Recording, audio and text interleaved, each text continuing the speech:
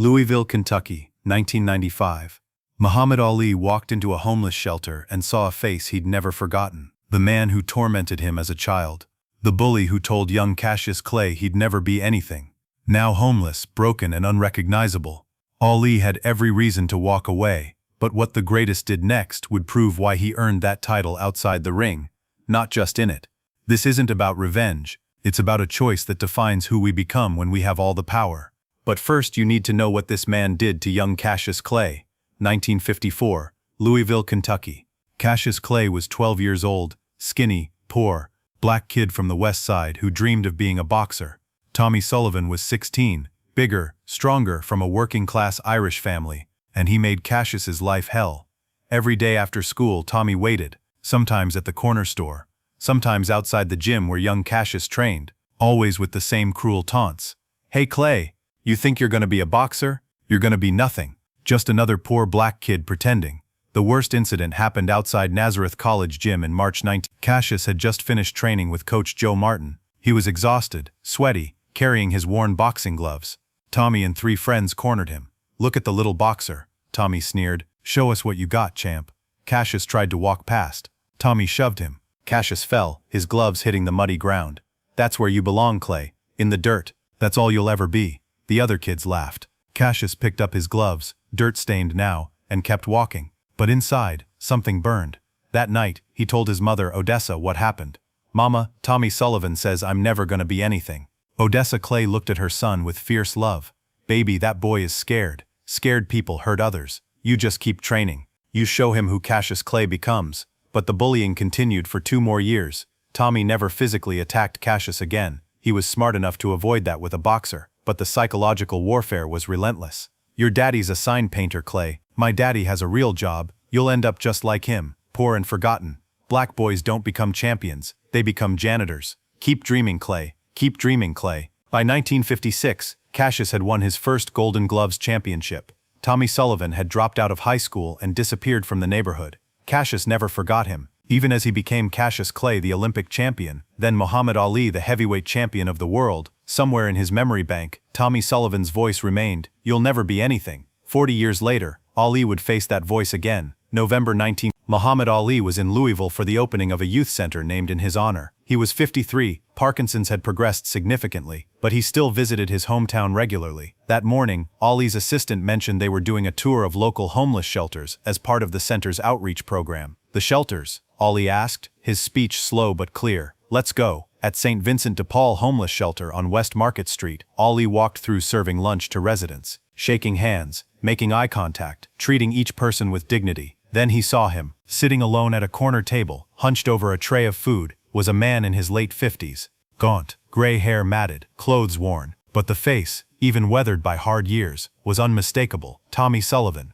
Ali stopped mid-stride. His assistant noticed. "Mr. Ali, you okay?" Ali stared. 40 years collapsed into this moment. The bully who'd pushed him into the mud, who'd told him he'd never be anything. Here, homeless, broken. Tommy hadn't noticed Ali yet. He was focused on his food, eating slowly, mechanically. Ali could have walked away, could have ignored him, could have felt satisfaction at how life had turned tables. Instead, Ali walked directly to Tommy's table and sat down across from him. Tommy looked up, his eyes widened. Recognition, shock, and something else, shame, flashed across his face. Cassius Clay? "It's Muhammad now," Ali said quietly. "Muhammad Ali." Tommy's hands started shaking. Not from hunger, from the weight of this impossible moment. I know who you became. Everyone knows.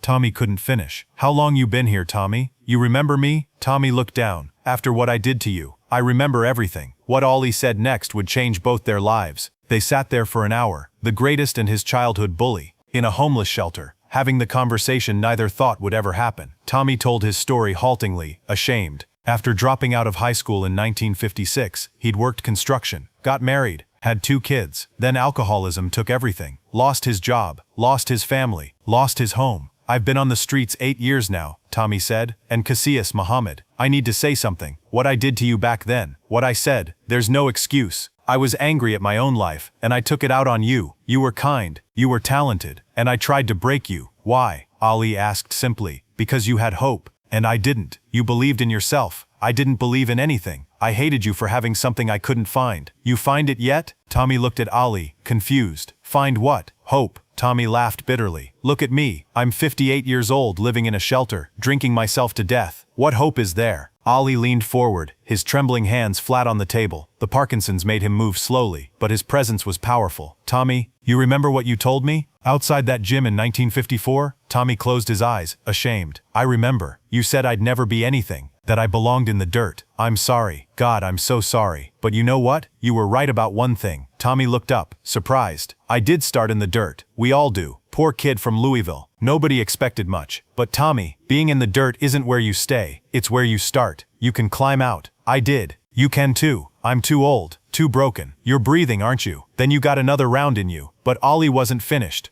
Ollie pulled out a business card. On it was a phone number. This is Father Michael Rodriguez. He runs a recovery program here in Louisville. It's tough.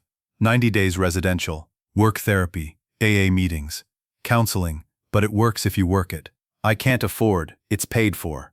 Tommy stared at the card. Why would you do this? After what I did to you.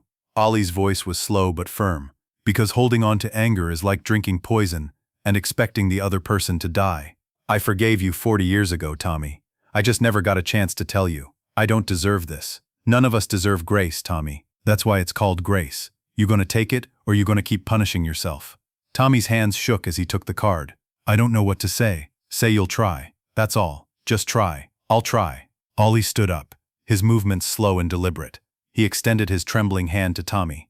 Tommy stood, and instead of shaking Ollie's hand, he broke down crying. Ollie pulled him into an embrace. The homeless shelter went quiet. Everyone was watching.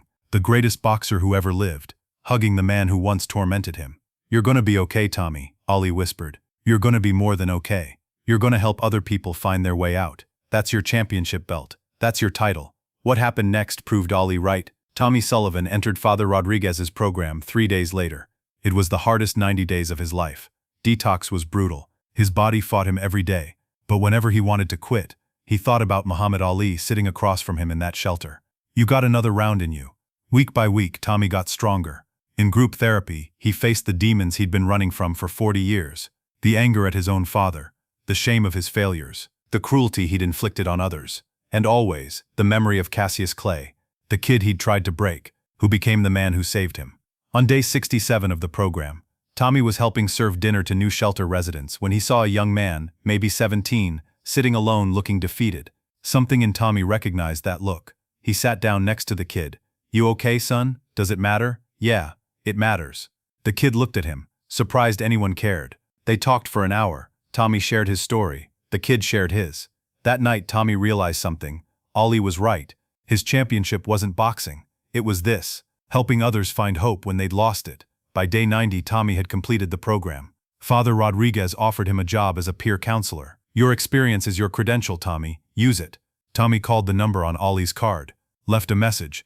Mr. Ollie, it's Tommy Sullivan. I made it through, and I want to thank you. You saved my life.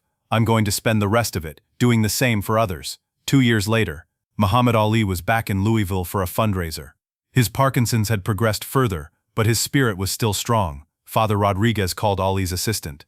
There's someone who'd like to see Mr. Ali. Tommy Sullivan walked into the room looking like a different man. Clean-shaven, healthy weight, eyes clear, dressed simply but with dignity. Ollie's face lit up with that famous smile. Tommy, Mr. Ali. Tommy's voice was steady now. I wanted you to see what you did. What we did, Ollie corrected. You did the work, but you gave me the chance. You could have walked past me, should have walked past me, but you stopped. Of course I stopped. You were my neighbor. Tommy pulled out a folder. I want to show you something. These are the people I've worked with in the last 2 years. 43 people. Some made it, some didn't. But every one of them got the same thing you gave me. A chance, and someone who believed they could take it. He showed Ollie photos. Men and women, before and after. Stories of recovery, second chances, lives rebuilt. This one, Tommy pointed to a photo, reminded me of you. Young kid, 18. Everyone told him he'd never amount to anything. Now he's in community college, wants to be a social worker. What'd you tell him? I told him what you told me. Being in the dirt isn't where you stay, it's where you start. Ollie looked at the photos, tears in his eyes. His trembling hands touched each face. Tommy, you know what my favorite fights were? Foreman? Frazier? No, these people. These are the fights that matter. You're a champion now. But the most incredible part was still to come. In 1999, Tommy Sullivan opened the second-round recovery house in Louisville. It was a residential program for homeless men struggling with addiction. Above the door, a quote, "Being in the dirt isn't where you stay, it's where you start." Muhammad Ali. The program was different from others. Every resident had to do two things: work on their own recovery and help someone else with theirs. "You can't keep what you don't give away," Tommy told every new arrival. "Ali gave me a second round. You're getting yours. Now pass it on." By 2005, second round had helped over 200 men rebuild their lives. The success rate was higher than similar programs because of one key difference. Every counselor was a graduate of the program. They'd all been where the residents were. When Muhammad Ali lit the Olympic torch in 1996 in Atlanta, Tommy Sullivan watched with 43 men from second round. They all knew the story. The bully and the champion. The grudge that became grace. "That's what a real champion looks like," Tommy told them. "Not someone who never falls. Someone who helps others get back up."